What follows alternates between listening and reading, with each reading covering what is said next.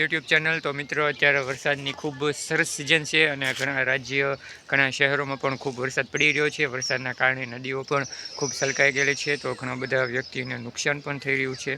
તો અત્યારે હમણાં થોડીક વાર પહેલાં વરસાદ આવ્યો હતો અને વરસાદ આવીને જતો રહ્યો છે, બરાબર. તો અત્યારે આપણે આવી ગયા છીએ અગાસી ઉપર અને બીજા માળ ઉપર. તો આપણે જે સાંજનું વાતાવરણ છે અને વરસાદી વાતાવરણ છે, તો એ બંને કઈ રીતનું રહે છે તો એ આપણે જોઈએ. અને ખરેખર જોઈએ તો વાતાવરણ એકદમ સુંદર અને રમણીય વાતાવરણ છે.